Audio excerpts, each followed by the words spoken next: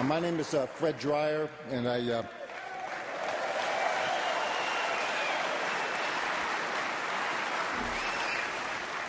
played for Don in 1967 and 68 here at San Diego State.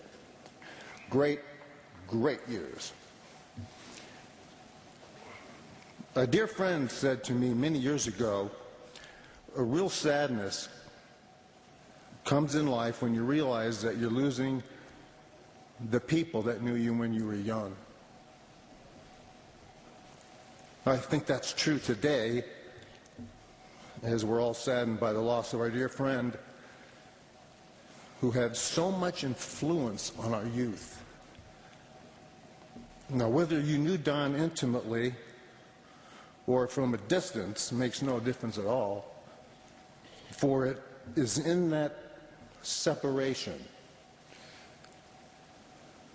that space in there, that makes the impact all the more profound.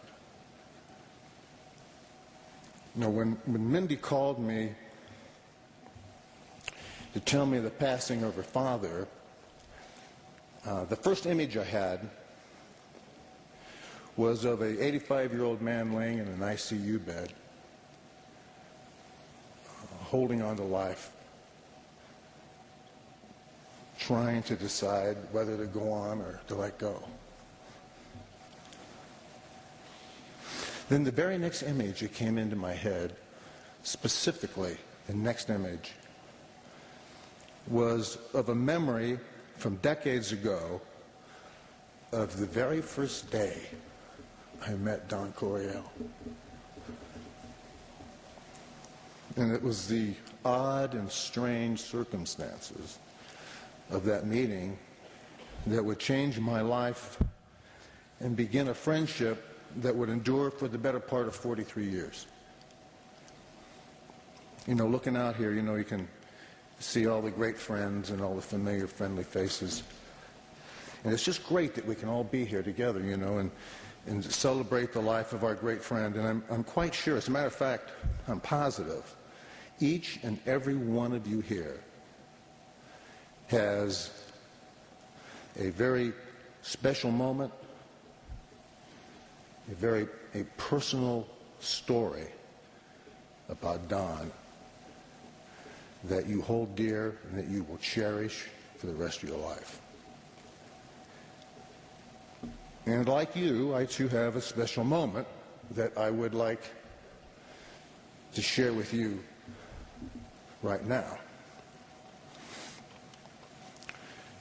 It's January of 1967. I was attending El Camino Junior College, and like all junior college transfers, eager to start my life at the next level. John Madden had just paid a visit to my home, and he was very, very kind to my mother. And John, I never told you this, but how much my mother was so impressed with the size of your feet.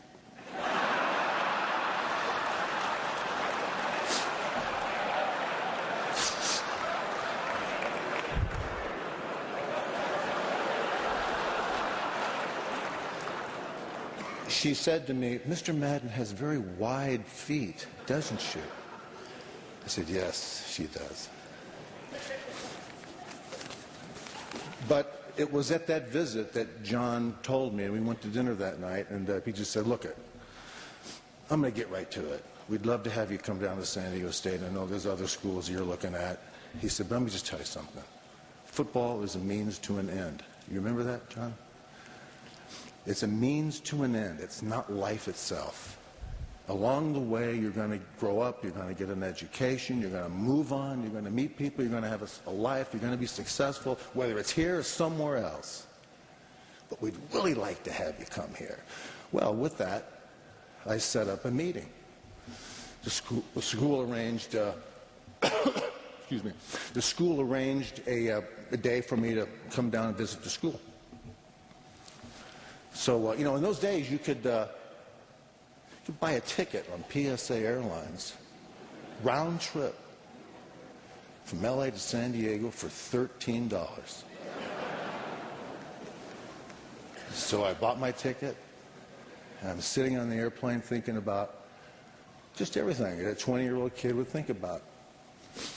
Had no idea at all. My father was in the Navy in World War II down here at the Naval Base, and he shipped out of here for the South Pacific. That's all I knew about San Diego.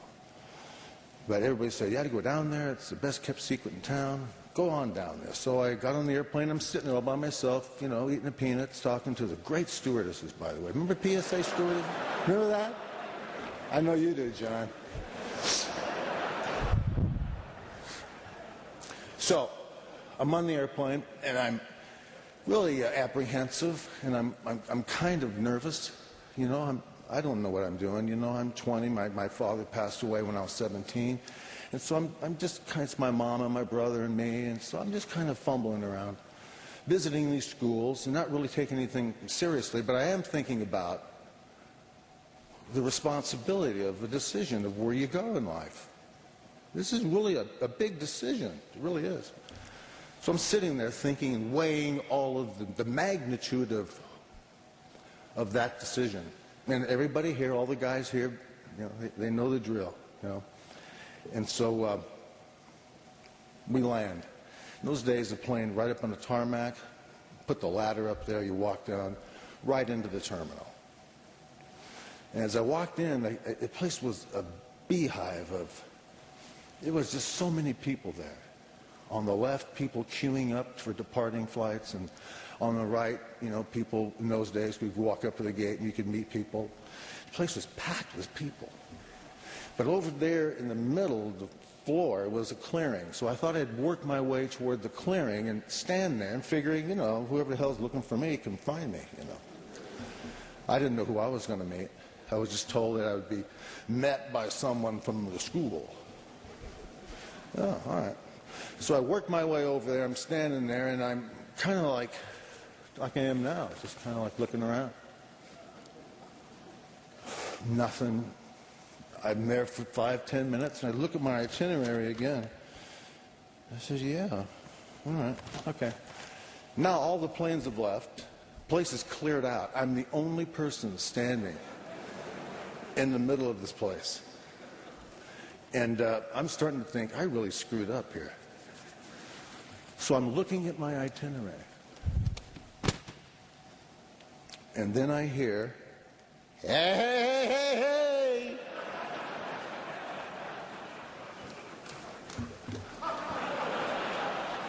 I don't see anything. What the hell was that? So I go back to my itinerary, and then I hear, I'm so pleased, so proud to see you. I look around, nothing. I said, oh, man, wait a minute. And then I heard, gosh, how you doing? I turned around, and there he was, this little head sticking out from behind this corner with an arched eyebrow. And he comes walking out. Like he's holding a beach ball between his elbows, you know?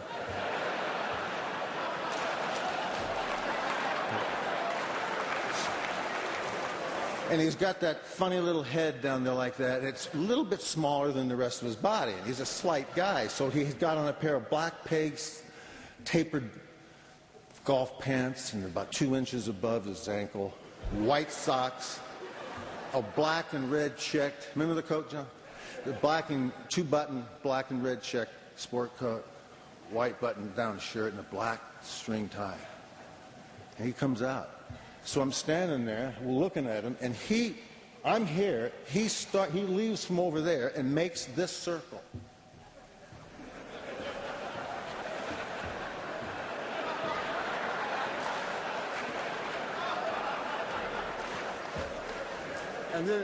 And then comes over to me, shakes my hand, hasn't looked at me yet or introduced himself. He shakes my hand and goes, you look hungry, you ready for lunch? I said, yeah. And he turns and walks away. And I look down at his feet, and he's got on Florsheim Sunburst shoes. The big ones with the 1-inch sole and the 2-inch heel with the steel spike in it. And he starts walking away. So I said, well, what the hell? I guess that's the guy.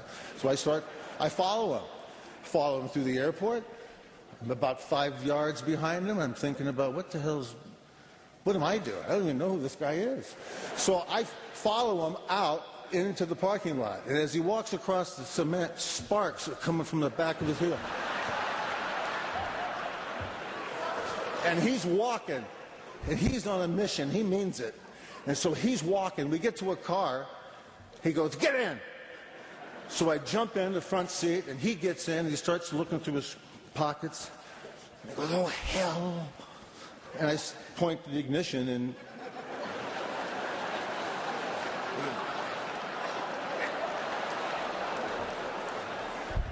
oh, you got to point to the ignition if the key's there, right?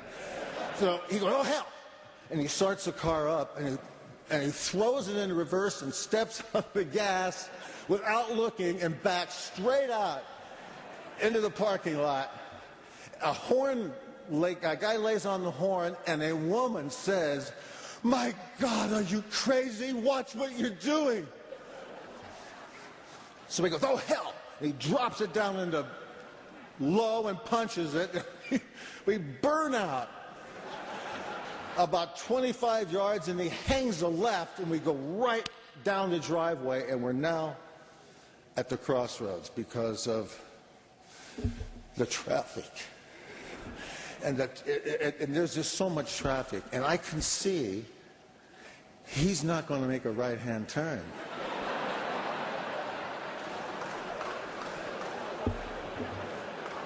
And it's kind of premature in my friendship with this guy at this point in time to tell him, hey, don't do that. I know what you're going to think. And I know you're going to go across, aren't you? So he's like this. He's not saying anything. And out of nowhere, he punches it, and we go right across the street. He hangs a hard left, and we go right down the boulevard. Horns are honking. And he says, we're going to take the freeway to the school. Well, the school. Now I know the guy works for the school. So, yeah, okay. Now, I have both hands on the dashboard like that. Somewhere in Sacramento, there is a station wagon in a junkyard with 8 prints dug into the dashboard. So he goes down the street, and then he makes a hard right under the freeway, and then a hard left up the ramp onto the freeway. So I'm kind of like this, and I look out the windshield, and I see a lot of traffic coming this way.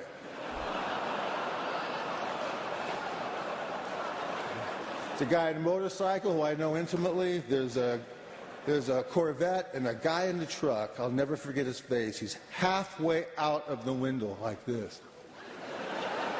Really pissed off. Not any more than I was. Now, I see it, and it all takes place in a blur of a moment. I'm assuming he sees it too. He doesn't. He's going. We're like 60 miles an hour. And I turned to him, and the first thing I ever said to Don Coryell was, what are you, nuts?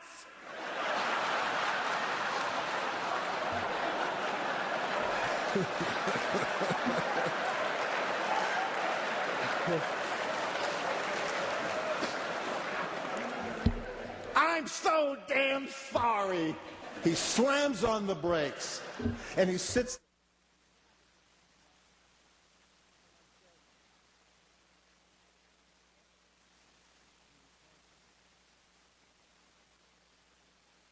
Here we go. See? I'm in the business. I know this stuff, man.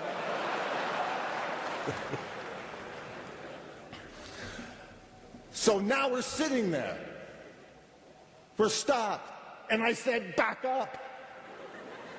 What? Back up. Just back up. Back up. Go this way. Go that way. He goes, oh, hell, and he jams it in reverse and floors it. Now we're going 60 backwards. And he's like, he's great. I'm like this. And he is like this. Oh, hell, this is not my car. This is the state station wagon. And I'm not a very good driver. And I do this all the time. Good. Now, I know I'm going to the hospital that day. You know, my luck it's the burn ward. You know, where they put you in the gauze and you're there for about 1.5 years, like that. So we hit the bottom of the ramp, and it was like a Jackie Chan movie. He cranks the steering wheel like this, and the front of the car flew across the street, and the car just transposed itself on the opposite side of the street. He hits low and floors it. Now we're going 70 miles an hour, and he's not even batted an eye. I'm now on the dashboard. And I said, hey, man, what are you doing? I'm so damn sorry. I'm just so damn sorry. And we'll go back to the school and get some lunch. I said, yeah, the school. Yeah, I gotta meet the people responsible for this deal. Now, he's now driving like this, kind of cockeyed, and he's driving like that. And the front of the friggin' car is going like this. But he's going so fast, he has to modulate his speed with the brake pedal. So we're now going like that. All the way back to Peterson Gym. So we come into a circus stop, we slide in, and I jump out. I'm faster than I've ever been in my life. He gets out, slams the door, and points up. Hey, let's go upstairs.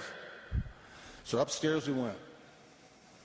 Made the turn, first door on the right, right off the landing, and we walk into Coach's office. And there, standing in like a bunch of little mannequins, John Madden, Joe Gibbs, Sid Hall, Ernie Zampese. So Coach said, this is John Madden, this is, what's your name? Joe Gibbs. Yeah, that's Coach Gibbs. And that's Sid Hall. And Sid asked me, you want to see some film? No. And this is Ernie. And Ernie's double lighting a cigarette.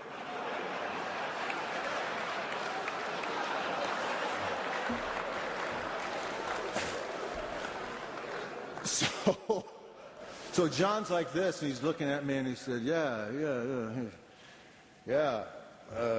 you made it, huh?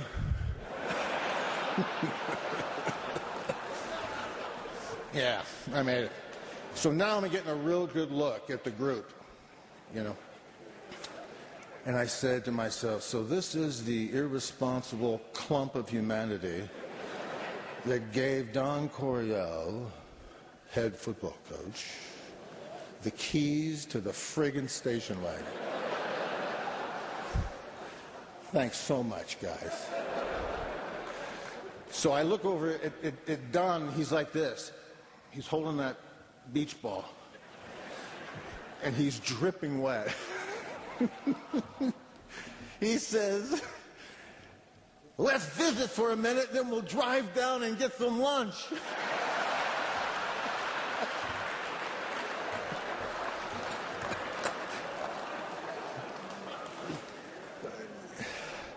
I took a look around the room, and I shook my head, and I just said, yeah, this is the place for me.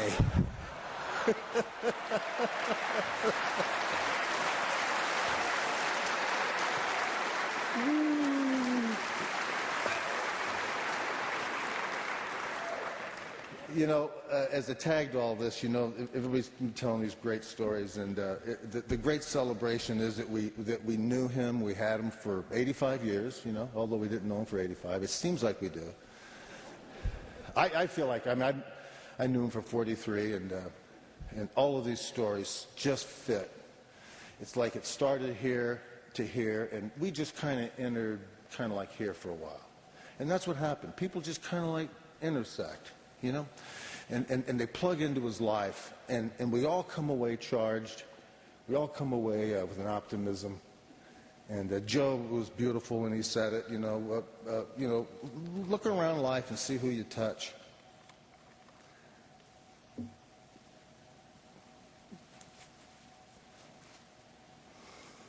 Boy, what a special guy. Mike, Mindy, you guys were blessed with great parents, and we were the benefactors. God bless you.